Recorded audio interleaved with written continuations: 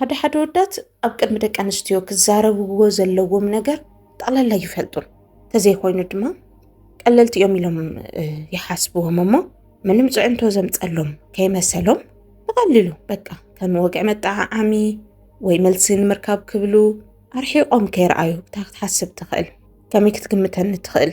ከመይ ዓይነት ምልከታ ክህልዋ ክእል ዝብል ሓሳብ ኣብ ውሽጦም ከይተፈጠረ እታ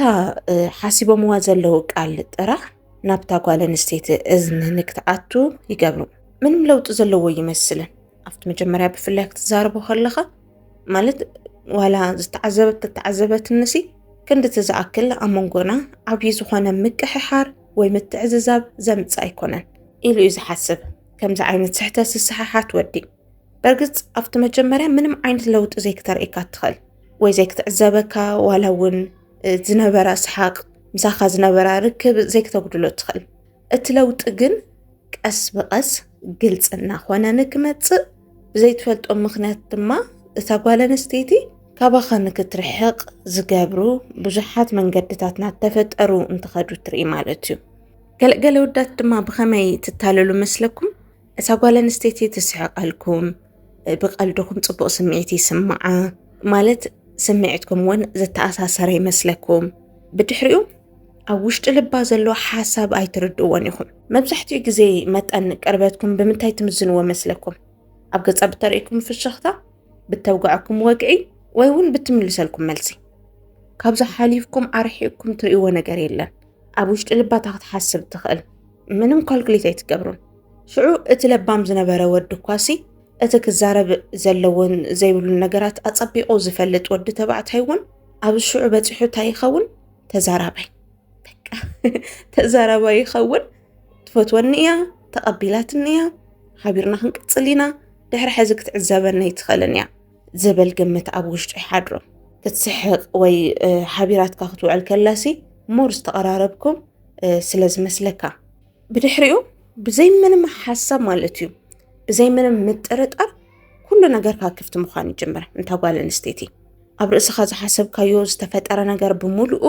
ብግልጽ ክትዛረባ ትጅምር እሞ እተን መጀመርያ ርኣትካ ዝነበረት ድሌታ እናሞተ እናቐተልካዮ ንኽትከይድ ይገብሮ ዝኾነ ፍልይ ዝበለ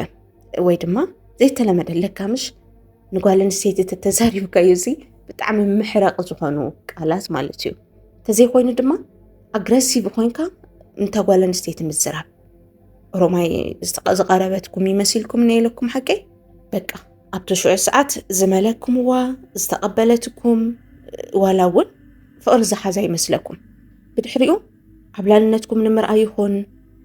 ወይ እውን ኦቨር ኮንፊደንስ ይስማዕኩም ኣብ ልዕሊ ነብስኹም ብድሕሪኡ እታ ጓል ኣንስተይቲ ድንበር ከም ዘይብላ ልክዕ ክበሃሉ ዘይግብኦም ቃላት ምዝራብ ትጅምር እዚ ጥራሕ ኣይኮነን ስምዒታዊ ምዃኑ እውን ትጅምሩ ከዚ ኦፕን ዝኾነት ጓል ኣንስተይቲ ዝረኸብኩም ይመስለኩም እሞ ማለት ወግዕኩም ሙሉእ ብምሉእ ትቕበሉ ንትሓትዎ ሕቶ ንስኹም ብትደልይዎ ልክዕ ክትምልሰልኩም እትኽእል ይመስለኩም ብድሕሪኡ ዊርድ ምዃኑ ትጅምሩ በቃ ክትብልዎ ዘይግባእኩም ነገራት ምባል ትጅምሩ ማለት እዩ ኦሮማይ እታ ጓል ኣንስተይቲ ሓደ ግዜ መዚናትካ ካባኻ ርሒቓ እናሃለየት ማለት ከም ጓል ኣንስተይቲ ባይዘ ይዛረበኩም ዘለኹም ሓንቲ ጓል ኣንስተይቲ እንድሕር ካብ ልባ ድልያትካ ኮይና ክትኾኑ ዝግባእ ወይ ክተርእካ ትኽእል ባህሪ ግልጽ ንምግባር ኢለይካ መጀመሪኡ ዝጅምረልኩም ዘለኹ ብድሕሪኡ ንትዛረብዎ ዘረባ ብምሉኡ እኹል ዝኾነ መልሲ ክትረኽቡ ከም ትኽእሉ ትሓስቡ ካብታ ጓል ኣንስተይቲ ሽዑ ስምዒታዊ ዝገብረኩም ዝተፈላለየ ሓሳባት ኣብ ርእስኹም ይፍጠር እሞ ብድሕሪኡ ንምዝራብ ግልጽ ትኾኑ ማለት እዩ ሕዚ ንኣብነት ኣብ መንጎ ወግዕሲ I think ብዛዕባይ ብዙሕ ዝግድሸክ ኣይትመስልን ኢኺ ወይ ዝተቐበልክኒ ትመስልን ኣለካ ምሽ ኖ ተቐቢለካ ይፈትወካ ወይ ብዛዕባኻ ተኾይኑ ዘይግድሸኒ ክትበሃል ተውሽጥኻ ተፈጢሩ ዘሎ ሕቶ ክምለሰልካ ኢልካሲ ንጓል ኣንስተይቲ ምጭናቕ በቃ ኣብቲ ሽዑ ሰዓት ድማ እታ ጓል ኣንስተይቲ ርግፀኛ ኮይነ እየ ዝነግረኩም ጓል ስለ ዝኾንኩ ብና ጓል ሳይድ ኮይነ እየ ዝዛረበኩም ብዛዕባይ ዝግድሸክ ኣይትመስልን ኢኺ ገለ ክትብላ ከለኻ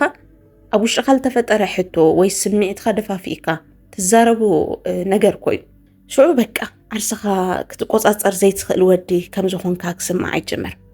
ተኽብረካ ኢቨን ዘይትቀራረቡ ነርኩም ክትኾኑ ትኽእሉ زي مقررابكم كن قس بقس زعبي ኣብ ዝኾነ ግዜ ክተኽብረካ ትኽእል ጓል ኣንስተይቲ ክትከውን ትኽእል እያ እዛ ዘረባ እዚ ኣብ ዝተዛረብካላ ቅጽበት ግን ንዓኻ ዝነበራ ግምት ናወረደ ንክኸይድ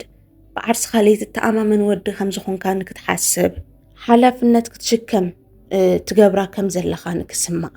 እዩ ዝገብር ሰልቸክ ድየ ገለ ትብልዎ ነገር እኒኦ ኣብ መንጎ ወግዕሲ ኣብዚ ሕልክ ደኣ ከይኸውን እምበር ከምዚ ወይ ከይትፀልእኒ ደኣ እምበር ከምዚ እንደ ሓሲበ እንድዒ ክትቅበል እንዶ ትኾኒ ኣለካ ምሽ ንከምዚ ኢንሴክሪቲ ዘርእዩ ወይ ዝገልፁ ቃላት ንጓል ኣንስተይቲ ምርኣይ ኣባኻ ዝነበራ ድሌት ሙሉእ ብሙሉእ ንክጠፍእ ሓላፍነት ትሽከም ከም ዘላ ንክስምዓ ባይዘወይ ሰብ እንድሕር ዝኾነ ነገር ካብ ዓርሱ ትደሊ ከም ዘለኻ እንድሕር ደኣ ተረዲእዎ ኮይኑ ብዙሕ ግዜ ይፅገም ከም ዘሎ እዩ ዝሓስብ በቃ ማንም ክክሕዶ ዘይኽእል ሓቂ እዩ እዚ መውጋዕኩም ስልክ ምልዓላም ወይ ቻት ምግባርኩም ሲ ንናትካ ናይ ስምዒት ጉዳይ ከም ዝኾነ እያ ትሓስብ ትፅገመልካ ትሽከመካ ከም ዘላና ሓሰበት ትኸይድ ብድሕሪኡ ትክክለኛ ዝኾነ ኣብ መንጎኹም ርክብ ክፍጠር ኢልካ ምሕሳብ ዕሽነት እዩ በቃ ኦሮማይ ስምዒትካ ትቆፃፀር ዘይትኽእል ወዲ ኢኻ ትፅገመልካ ድማ ማለት ዋእታ ኮይኑ ዘይቀበለካ እታ ኮይኑ ዝፀልአካ እታ ኮይኑ ብዛዕባኻ ዘይክድሸኒ እናበለት ኢቭን ዘይተሰማዓ ስምዒት ኣምሲላ ንኽትዛረብ ንኽትፀገም እታ ስልክ ድማ ማእዝዩ ዝዓፅዋ ማእዝዩ ካባይ ዝፍለ እናበለት ንኽትፅሊ ብድሕሪኡ ድማ ርክብኩም ንክሕርፍፍ ዝገብር እዩ ንደቂ ተባዕትዮ ድማ ከምዚ ክብርሲ ብጣዕሚ ወሳኒ ነገር እዩ እስኻ ኮንትሮል ክትገብሮ ዘይትኽእል ፍቕራዊ ህይወት ተኾይኑ ወይ ዋላ ምሕዝነት ይኹን ምንም ክኾን ክእል ይባይዘወይ ምስ ደቂ ኣንስትዮ ዘለካ ርክብ ንስኻ ክትቆፃፀሮ ዘይትኽእል ርክብ ተኾይኑ ማለት ትኽክል ናኾነ ይኸይድን እዩ ብፍጹም ንወዲ ተባዕታይ ልዕሊ ፍቕሪ ክብሪ ወሳኒ ነገር እዩ ዓብሊልካ ክትርአ እንድሕር ደኣ ዘይኽኢልካ ኮይንካ ርክብኹም በቃ በታ ጓል ኣንስተይቲ እንድሕር ደኣ እናተመርሐ ኸይዱ ኣፀጋም እናኾነ እዩ ዝኸይድ ንሕና ደቂ ኣንስትዮ ንመርሑ ፍቕራዊ ህይወት ተኾይኑ ብዙሕ ግዜ መፀገም እዩ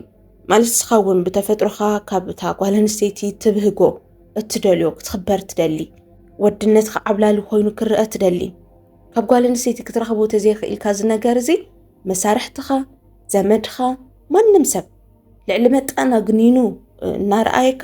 መፃምድኻ ወይ ሰበይትካ እንድሕር ደኣ ዘይተኽብረካ ኮይና በቃ ኦሮማይ ኣብኡ እዩ ዝፈርስ እቲ ወድነትካ እቲ ተኽባርነትካ በቃ ውሽጥኻ ርብሽብሽ ይብል ከመይ ገይረ እየ ክተኽብረኒ ክገብራ ዝኽእል ዝብል ሕቶ ማለት እዩ ልዕሊ ምንም እዩ ዝለዓል ስለዚ ኣብ ፍቕራዊ ርክብ ዝርአ ከምዚ ናይ ዓብላልነት ከይዲ ብኣኻ ክምራሕ እንድሕር ደኣ ዘይገይርካዮ ኣፀጋሚ ይኸውን ስለዚ ነዚ እዩ እዞም ስምዒታዊ ክገብሩ ዝኽእሉ በቃ ዊርድ ዝኾኑ ሕቶታት ንጓል ኣንስተይቲ ዘይሕተቱ እዚ ጥራሕ ኣይኮነን ጀጅ ምግባር ከምዚ ብጣዕሚ ጓል ኣንስተይቲ ኣውርዳ ደይብ ምባል ማለት ቀለልቲ እዮም እኮ ዝመስሉ ግን ስርዓት ኣልባ ዝኾኑ ቃላት ኣለዉ ክብራ ዝተነኽአ ክመስላ ከሎ ካባኻ ንክትርሕቕ እትወስን እንታይ ዓይነት ባለጌ እዩ ኢላ ንኽትዛረበካ ንክትሓስበካ ኣውሪዳ ንኽትርእካ ዝገብሩ ማለት እዩ ሕዚ መብዛሕትኡ ግዜ ገለገለ እኒኹም ደቂ ተባዕትዮ ክትዛረብዎ ዝሰምዕ ኣብነት እውን ሕዚ እውን ክነግረኩም ሜክኣፕ ዝገበረት ጓል ኣንስተይቲ ክትሪኦ ከለኹም ወይ እውን መፃምድኩም ሜክኣፕ ክትገብር ከላሲ ኣይትግበርኒ ምባል ወይ ኣየጥዕመልክን እሞ ተተልቅዮ ናቹራል ዝኾነ መልክዕኺ ተዝርአ ከምዚ እዩ ዘጥዕመልክን ንምባል ማለት እዩ ኣትንታይ መሲልክ መፂኺ ገሊልኩም በቃ ብሓደ ግዜ ድህል ተብልዎን ደቂ ተባዕትዮ ኣለኹም ኣብ ሜክኣፕ ጥራሕ ኣይኮነን ኣብ ኣከዳድና ኣብ ኣሰሓሕቓ ኣብ ትስርሖ ፀጉራ በጠቃላሊ ፅባቐኣ ክገልፁ ዝኽእሉ ተግባራታ በቃ ድህል ምባል ኣታይ ምሲለን ልኢኸናኺ ተኣኽጊርክዮ ዘለኺ ነገር በቃ ደስ ዘይብል ታዕንተ ኣከዳድና ክትኽደን ዘለኺ ኢልካ ምድሃል ንጓል ኣንስተይቲ ንዓኻ ዝነበራ ግምት ንክወርድ ተቐባልነት ከም ዘይብላ እውን ንኽስምዓ ዝገብር እዩ ባይዘወይ እዚኦም ከም ኣብነት እየ ዘልዕሎም ዘለኹ ኣብነት እዮም ደኣ እምበርሲ በቃ ፕሮቶኮል ክህልየካ እኒዎ ብፍላይ ድማ ገና ጀመርቲ እንድሕር ደኣ ኮይንኩም ርክብኩም ዘይጠንከረ ኣብ ፅቡቕ ደረጃ ዘይበፅሐ ድሕሪ ሕዝስ ክንፈላለይ ንኽእልን ኢልኩም እርግፀኛ ዘይኮንኩምሉ ፍቕራዊ ርክብ እንድሕር ደኣ ኮይኑ ብጣዕሚ ጥንቁቕ ትኾን ኣለካ ብጣዕሚ ማለት እዩ ንሕና ደቂ ኣንስትዮ ልብና ቀቢርካ ብምሓዝ ማንም ዝበልፀና የለን ብኣፍና ብገጽና ክንስሕቕ ንኽእል ጽቡቕ ዝኾኑ ርክባት ከም ዘለና ክነምስል ንኽእል ብልብና ግን እናተዓዘብና ከይድና ንኻልኦት መሓዙትና እናሓምዩ ነገር ኣብ ውሽጥና እናጠራቐምና ኢና ንቕጽል ሽዑም ብዘይ ክትብለካ ትኽእል ወይ ገጽ ዘይክተኸልአካ ትኽእል ሓቢርኩም ክትቕጽሉ ከም ዘለኹም ክትሓስብ ትኽእል ሳደንሊ ግን በቃ ዝኾነ ግዜ ፍቕርኩም ከም ዘየላ ትንዕቐካ ከም ዘላ ወይ እውን ካሊእ ቦይፍሬንድ ከም ዘለዋ ቦይፍሬንድ ኮለኒ እዩ ኢላ እውን ብግልፂ ክትዛረበካ ትኽእለሉ ባይታ ባዕልኻ እናፈጠርካዮ ንኽትኸይድ እዩ ዝገብር ስለዚ ልዕሊ ኩሉ ማለት እዩ እዘይ ትዛረባ ሓደ ቁፅሪ ክልተ ቁፅሪ ናበልኩ ዘይኮንኩ ክዛረበኩም ዝደልሲ ብቁፅሪ እውን ዘርዚርካ ከውድኡ ስለ ዘይክእሉ ብቁፅሪ ዘይኮንኩ ከቕምጠልኩም ዝደልሲ ኣብ ቅድሚ ጓል ግን በቃ ፕሮቶኮሉ ዝሓለወ ወዲ ኾን ብዙሕ ተዛራበይ ትኾን ካብኡ ድማ ስምዒቱ ተቆፃፂሩ እቲ ኣብ መንጎኹም ዘሎ ፍቕራዊ ርክብ እውን ክቆፃፀር ዝኽእል ወዲ ክመርሕ ዝኽእል ልቦ ጠንኪሩ ወይ ልቦ ደልዲሉ ንዓውን ከደልድላ ዝኽእል ዓይነት ወዲ ከም ዝኾንካ ንክትርኢ ምግባር ናትካ ሓላፍነት እዩ ስለዚ እዞም ቅልል ዝበሉ ዝመስሉ ብዙሕ ለውጢ ከምፁ ከም ዝኽእሉ ዘይሕሰቡ ቃላት ንጓል ኣንስተይቲ ምዝራብ ኣድላይ ኣይኮነን እዩ